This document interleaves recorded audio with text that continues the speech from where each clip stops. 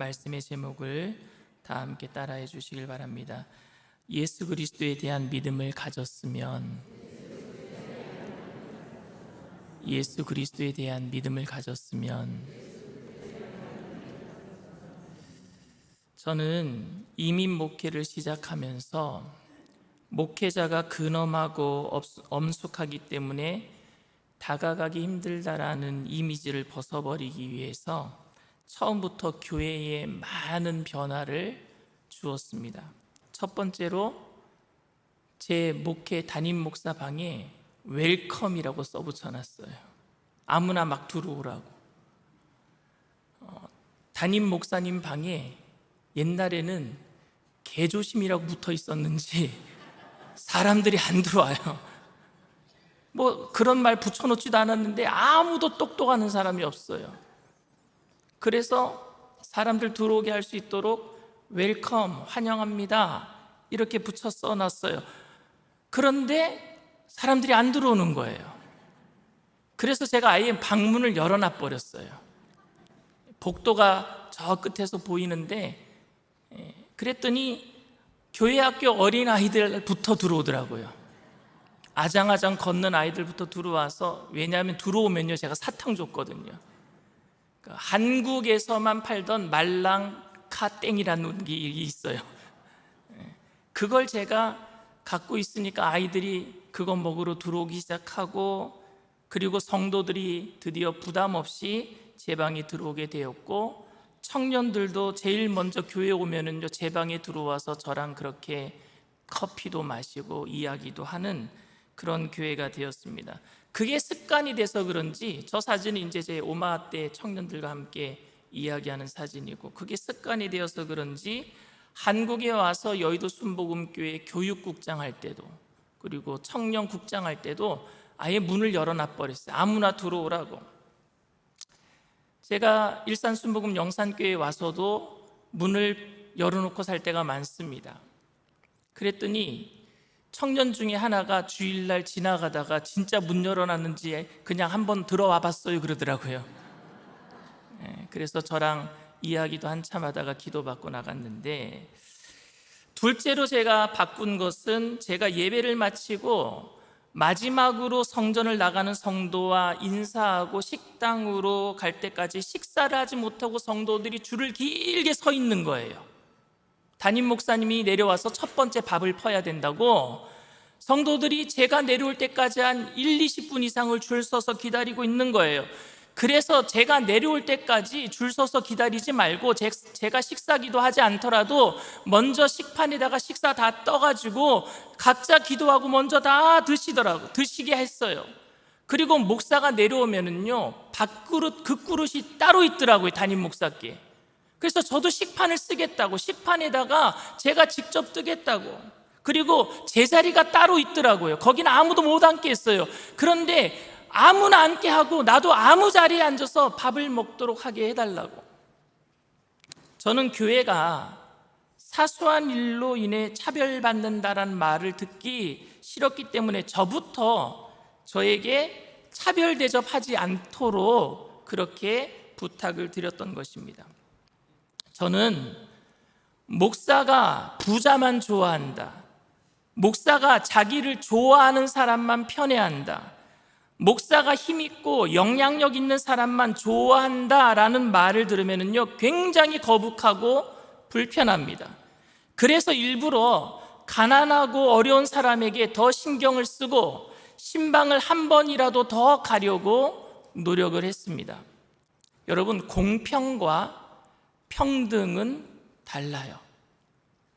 한 사람의 신분이나 위치에 상관없이 똑같이 사랑해주고 기도해주고 신방하는 것은 평등한 거예요. 그런데 연약한 사람을 더 신경 써줘야 되고 한 번 더 신방해주고 기도해주는 건, 이건 공평입니다. 저 사진 보이시죠? 평등은 뭐예요? 키가 크든지 키가 작든지 상자를 다 하나씩 주는 건 평등이에요. 그런데 공평은 뭡니까? 키 큰 사람은 상자 안 줘도 돼요. 키가 중간인 사람은 상자 하나 주고, 키가 아주 작은 어린아이는 뭐예요? 상자를 2개 줘서 모두 다 볼 수 있게 하는 것, 이게 공평이죠. 부자는 세금을 좀 더 많이 내고 가난한 사람은 세금을 좀 덜 내고 배부른 사람은 먹는 것을 좀 덜 먹고 배고픈 사람은 먹을 것을 더 많이 주는 것, 이게 공평 아닙니까? 공산주의는 여러분 평등을 주장해요. 똑같이 일하고 똑같이 받아가는 것, 평등을 주장합니다. 그런데 자유민주주의 사회는 공평한 사회를 만들어가는 것인 줄 믿습니다. 왜냐하면 예수를 믿기 때문에 그래요, 우리가. 그런데 어떨 때에는 돈을 더 많이 낸 사람이 더 좋은 대우를 받는 것이 공평이겠다 싶을 때도 있습니다. 그것은 사람들이 비행기를 탈 때에 돈을 더 많이 내고 비즈니스석을 끊는 거예요.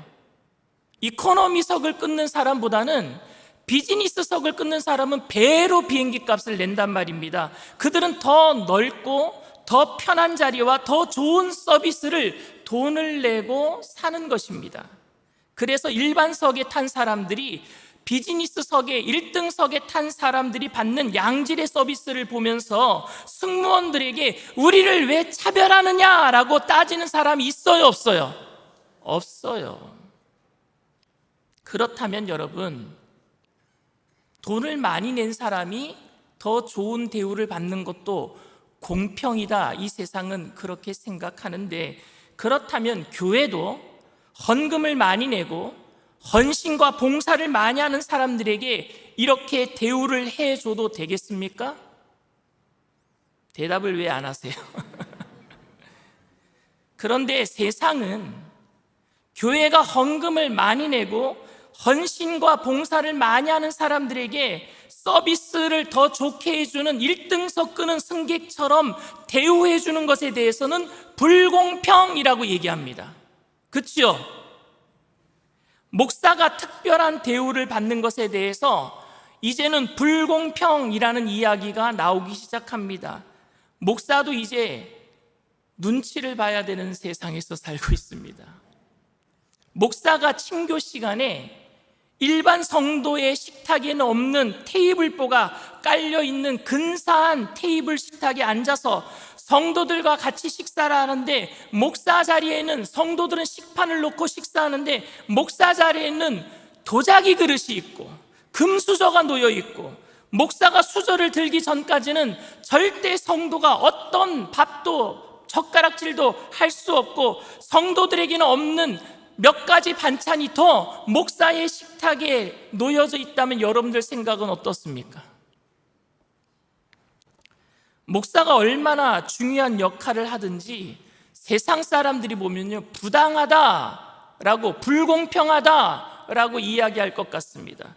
그런데 연세가 지긋하게 드신 어르신들에게 따로 교회에서 이렇게 대접한다면 그것은 차별이 아니라, 불공평이 아니라 배려와 섬김이라고 생각할 것입니다. 무엇 때문에 이렇게 생각들 할까요?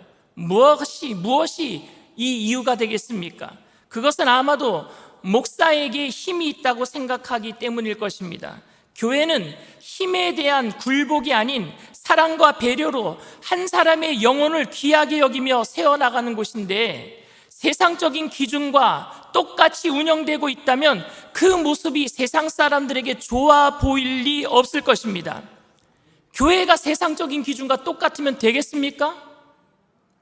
세상에서는 힘이 있고 돈이 있고 명예가 있고 지위를 가지고 있는 사람들에게 특별한 대우를 하는 것에 대해서는요, 세상 사람들은 불공평이라고 얘기하지 않습니다. 세상에서는 돈 있고 힘 있는 사람들이 대우받아요. 왜냐하면 세상은요, 힘의 원리로 돌아가기 때문에 그렇습니다. 세상은 힘의 원리로 돌아가요.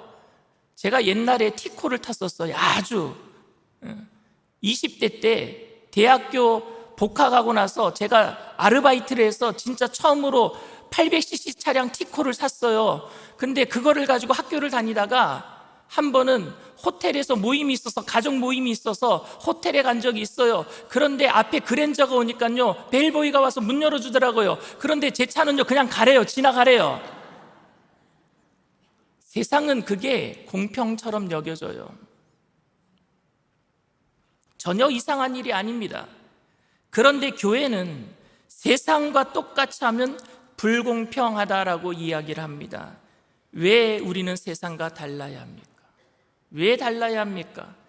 야고보 사도는 성도가 눈에 보이는 것으로 차별하지 말아야 할 이유를 오늘 본문을 통해서 두 가지를 이야기하고 있습니다. 첫째로 야고보 사도는 우리 주 예수 그리스도에 대한 믿음을 가졌기 때문이다 라고 이야기를 하고 있습니다. 우리가 예수 그리스도에 대한 믿음을 가졌기 때문에 우리는 불공평하게 대우해서는 안 된다라고 얘기를 하고 있어요. 오늘 1절 말씀입니다. 내 형제들아, 영광의 주 곧 우리 주 예수 그리스도에 대한 믿음을 너희가 가졌으니 사람을 차별하여 대하지 말라. 여러분, 이 믿음이 무엇이길래 믿음을 가졌기 때문에 사람을 차별하면서 대우하지 말라라고 이야기하고 있습니까? 이 믿음이란, 여러분, 우리가 영원히 죽을 수밖에 없었던, 아무런 소망도 없던 우리들에게 하나님의 아들 예수님이 오심으로 영원한 생명을 깨닫게 되는 것, 이게 믿음인 줄 믿습니다. 영원히 죽을 수밖에 없었던 우리들에게 하나님의 독생자 예수 그리스도를 보내주셔서 그분으로 인해서 우리가 영원히 살 수 있게 되었다라는 것을 깨닫게 되는 것, 이게 믿음이란 말입니다. 누가복음 15장에 보면은 탕자의 비유가 나오죠. 큰아들이 아버지를 원망합니다. 불평하는 내용이 나옵니다. 누가복음 15장 25절에서 30절 말씀을 봅니다. 맏아들은 밭에 있다가 돌아와 집에 가까이 왔을 때 풍악과 춤추는 소리를 듣고 한 종을 불러 이 무슨 일인가 물은데 대답하되 당신의 동생이 돌아왔음에 당신의 아버지가 건강한 그를 다시 맞아들이게 되므로 인하여 살찐 송아지를 잡았나이다 하니 그가 노하여 들어가고자 하지 아니하거늘 아버지가 나와서 권한대 아버지께 대답하여 이르되 내가 여러 해 아버지를 섬겨 명을 어김이 없거늘 내게는 염소 새끼라도 주어 나와 내 벗으로 즐기게 하신 일이 없더니 아버지의 살림을 창녀들과 함께 삼켜버린 이 아들이 돌아오매 이를 위하여 살찐 송아지를 잡으셨나이다. 큰아들은 아버지의 재산을 탕진하고 돌아온 동생을 위해서 잔치를 베푸는 아버지가 너무 불공평하다라고 생각을 했어요. 오히려 자신은 아버지의 집에서 열심으로 일했는데 자신을 위해서는 염소 새끼 한 마리도 잡아주지 않은 아버지가 너무너무 미웠어요. 그런 맏아들에게 아버지는 이렇게 대답합니다. 31절 말씀이에요. 아버지가 이르되 예 너는 항상 나와 함께 있으니 내 것이 다 네 것이로되. 맏아들은요 왜 이렇게 원망하고 불평했을까요? 맏아들은 자기가 아버지의 집에서 행한 모든 일들에 대해서 자부심을 느끼고 있었어요.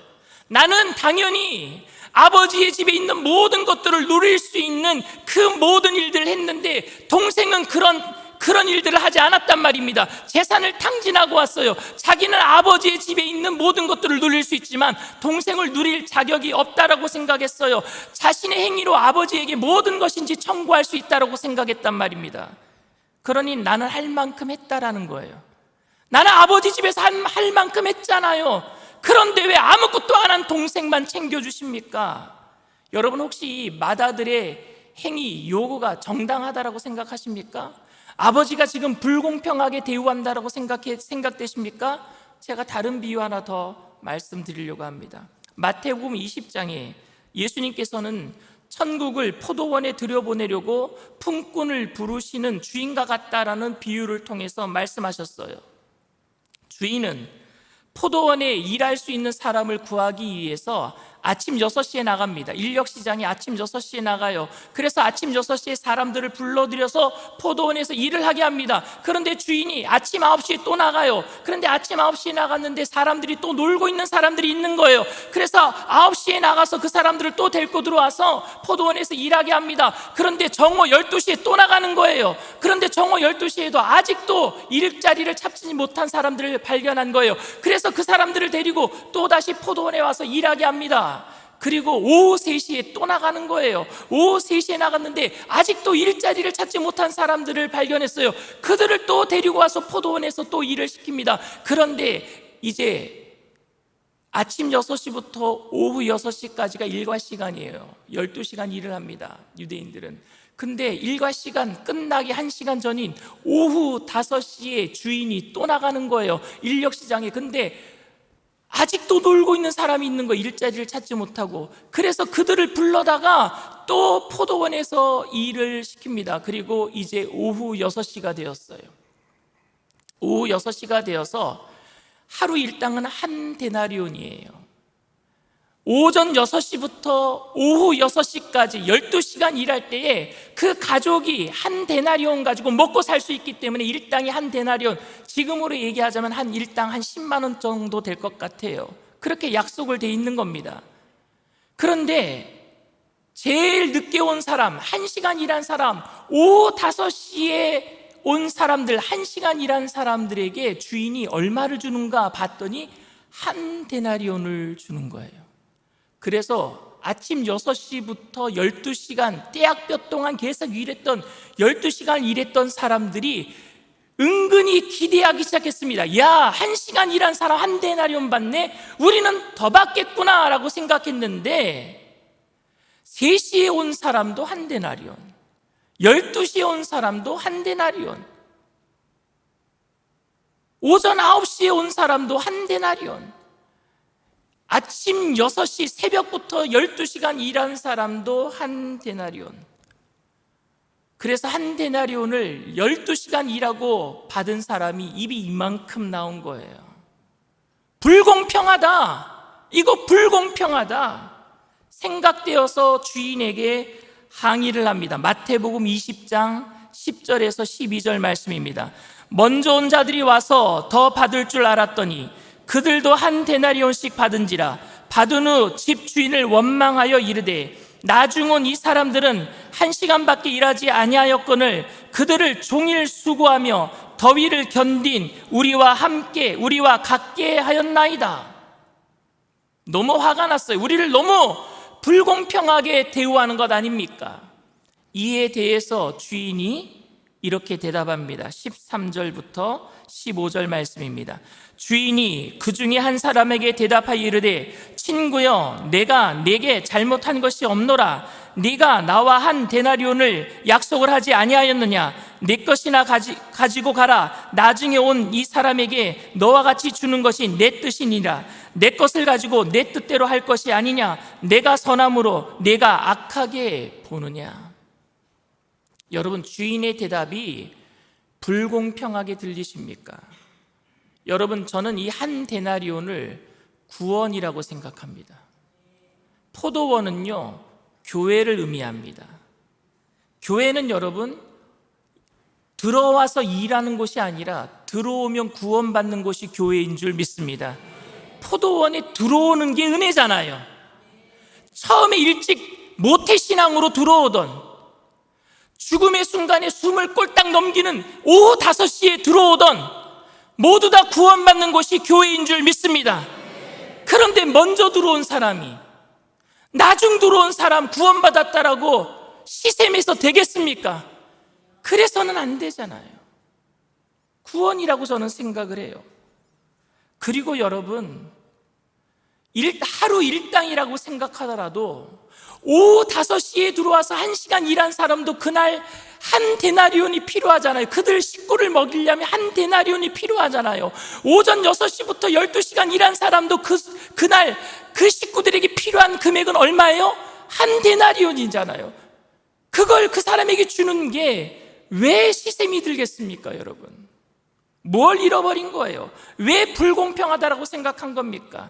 탕자의 비유나 포도원의 품꾼의 비유나 우리가 공통적으로 깨달아야 될 것이 있습니다. 그건 뭐냐? 은혜를 잃어버렸다라는 거예요.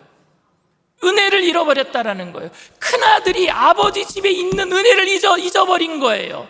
아버지 집에 있는 모든 것들을 누릴 수 있는 은혜를 잊어버린 맏아들, 저는 이 맏아들을요, 집에 남은 탕자라고 생각합니다.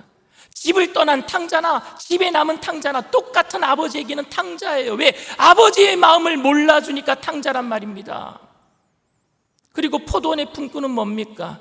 자기를 일할 수 있도록, 구원받을 수 있도록 포도원에 불러준 은혜를 잊어버렸잖아요. 둘 다 뭘 잃어버렸어요? 은혜를 잃어버렸어요. 우리가 은혜를 잃어버리는 순간 뭐가 터져나온 줄 아십니까? 원망과 불평이 터져나와요. 야고보 사도는 오늘 비유를 통해서 이렇게 얘기를 합니다. 2절 말씀이에요. 만일 너희 회당에 금가락지를 끼고 아름다운 옷을 입은 사람이 들어오고 또 남루한 옷을 입은 가난한 사람이 들어올 때에 너희가 아름다운 옷을 입은 자를 눈여겨보고 말하되 여기 좋은 자리에 앉으소서 하고 또 가난한 자에게 말하되 너는 거기 서 있든지 내 발등상 아래에 앉으라 하면, 사실 이 이야기는 초대교인들에게는 충격적인 이야기입니다. 당시 초대교회는 세상으로부터 칭찬받고 있는데 이런 일은 초대교회에 일어날 수 없는 일이에요. 이 이야기를 들은 성도들은 너무 극단적인 이야기, 과장된 이야기라고 생각했을 것입니다. 그런데 교회는 이런 일에 대해서 특별히 조심하지 않으면요, 양심이 무디어지고 결국 탐욕으로 우리를 합리화시킬 수 있기 때문에 사도 바울은 이런 극단적인 이야기를 들고 있는 거예요. 교회가 여러분 큰 일을 하려면은 헌금을 많이 하는 큰 부자도 필요합니다.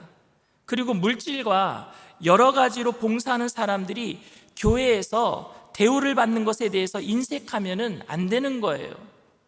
헌금 많이 하고 충성하고 봉사하는 사람들은 또 교회에서 칭찬받아 마땅합니다. 그렇게 해야지 교회가 성장하고 더 큰 일을 할 수 있는 것입니다. 그런데 이런 것들이 우리가 부리는, 욕심 부리는 것에 대해서 합리화시킬 수 있단 말입니다. 사람을 차별하고 그렇게 눈으로 보이는 것으로 판단하는 것으로 합리화시킬 수 있단 말입니다. 이런 일들을 계속하고 있다면 말입니다. 그래서 야고보 사도는 우리 주 예수 그리스도에 대한 믿음을 너희가 가졌으니 라고 말하고 있는 거예요. 이 말은 우리가 하나님 앞에 아무것도 내세울 게 없다라는 말입니다. 우리가 한 일, 우리가 가지고 있는 것들이 하찮은 것이라 라고 말하고 있는 것이 아니라 은혜 받은 사람이라면, 구원받은 믿음이 있다면 우리가 한 일을 가지고, 우리가 봉사한 일을 가지고, 우리가 드린 예물을 가지고 하나님 앞에 주장할 것이 아무것도 없다라는 거예요. 그러니까 우리가 은혜를 안다면 내 것을, 내가 한 것을 가지고 내세워서 차별할 수 없다라는 거예요.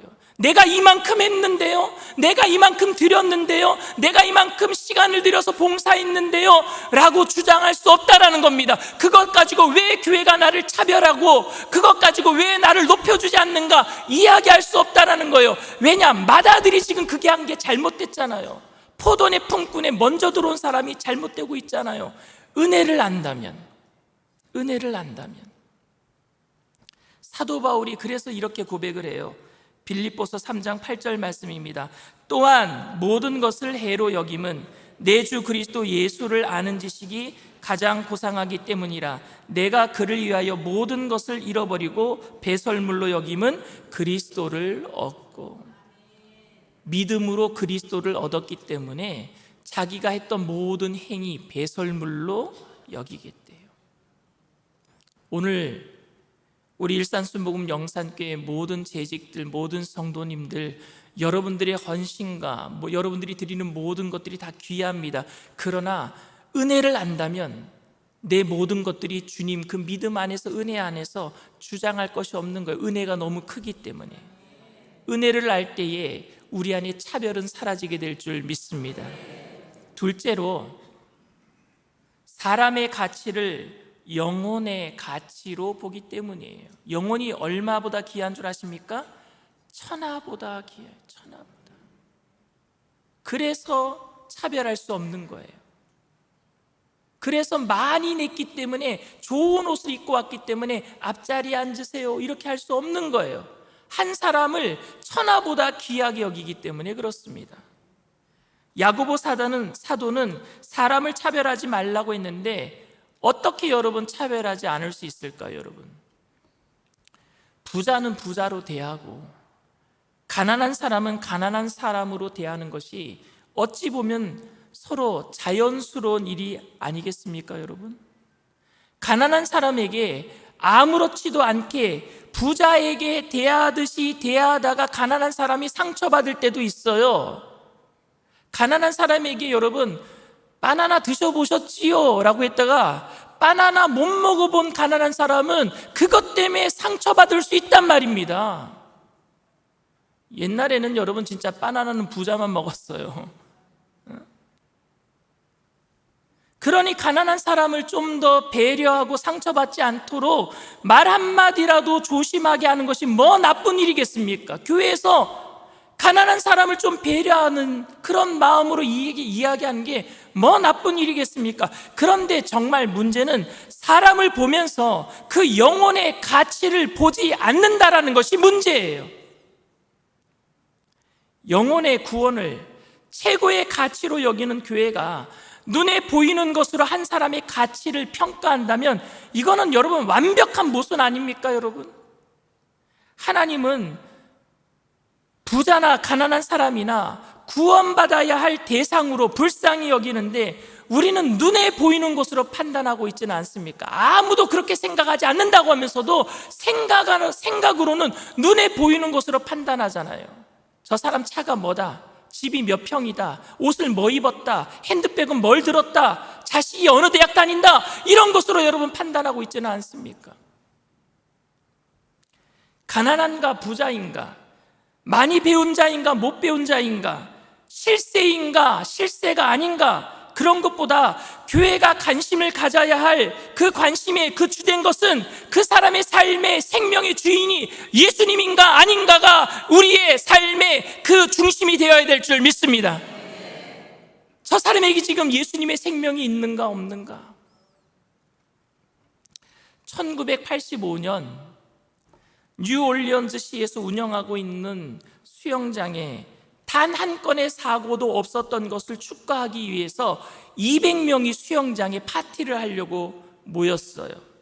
수영장에서 파티가 열린 거예요. 그 수영장에, 그 시립 수영장에 그동안 한 건의 사고도 없었대요. 그래서 200명이나 파티하면서 이 수영장에는 사고가 없었다, 익사 사고가 없었다, 불미스러운 사고가 없었다, 200명이 모였는데 그 중에 100명이 라이프가드예요. 라이프가드가 누군지 아시죠? 물에 빠진 사람 건져내는 사람들이요. 구조대원들. 200명 중에 100명이 구조대원이었어요. 그런데 모든 파티가 끝나고 4명 정도가 남아서 수영장을 정리하는데 1명이 빠져 죽어 있는 거예요. 너무 모순되고 아이러니한 사건 아닙니까? 한 건의 사건도 없어서 축하를 벌인 잔치에 200명이 모였고 200명 중에 100명이 구조대원이었는데 그곳에서 익사한 사람이 나왔단 말입니다. 그곳에서 그날 모두 축하연에 흥분되어서 빠진 사람을 아무도 보지 못했던 거예요. 이것이 오늘날의 교회의 모습은 아닌가 되돌아봐야 합니다. 교회의 존재의 목적은 한 영혼을 천하보다 귀하게 여기며 영원한 생명을 얻어 함께 천국 들어가는 것인 줄 믿습니다.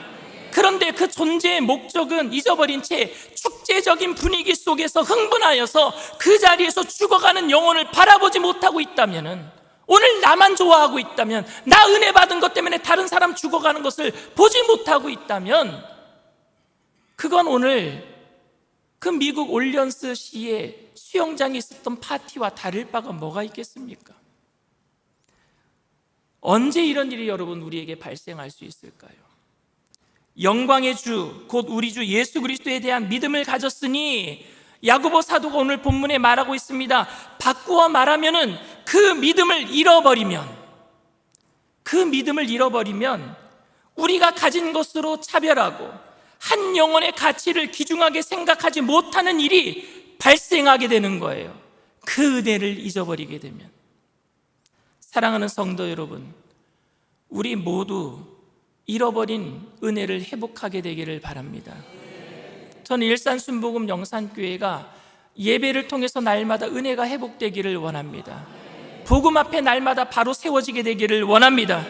그리고 우리끼리 예배드리면서 은혜 받는다라고 좋아하면서 한 사람의 영혼의 가치를 무심결에 놓쳐버리는 것이 아니라, 우리의 궁극적인 목적은 한 사람을 천하보다 귀하게 여기신 예수님의 마음을 가지고 천국까지 함께 가는 것임을 잊지 말게 되기를 바랍니다. 그래서 오늘도 우리는 예배를 마치면은 잃어버린 영혼을 찾아 나가야 되는 거예요. 여러분들의 삶의 목표는 예배 드릴 때마다 모이는 것도 목표이겠지만 더 큰 목표는 흩어져서 잃어버린 영혼을 찾아 나서는 거예요. 모이는 교회, 흩어지는 교회가 되어야 될 것입니다. 그래서 옛날에 금잔디 얘기하지 마시고 옛날에 우리 교회가 꽉 찼었는데, 아니요, 지금부터 우리가 시작하면은 하나님께서 새로운 부흥의 역사를 일으켜 주실 줄 믿습니다. 지금처럼 전도하기 좋은 때가 어디 있습니까? 사람들이 마음이 다 피폐해져 있어요. 누군가가 가서 진실하게 복음을 전하면은 전부 다 돌아올 마음 준비가 돼 있는 사람들이 너무 많아요. 여러분들의 가정에도, 그리고 여러분들의 일터에도, 우리 자녀들의 학교에도 예수님을 처음 듣는 사람들이 아니라 다 듣다가 실망해서 떠난 사람들인데, 그 사람들이 이제 어제나 오늘이나 영원토록 동일하신 예수님을 다시 듣게 된다면은 진실한 복음 앞에 주님께로 돌아오게 돼서 함께 주님께 영광 돌리게 될 줄 믿습니다. 그 일을 위해서 저와 여러분들이 귀하게 쓰임받게 되시기를 주님의 이름으로 축원을 드립니다.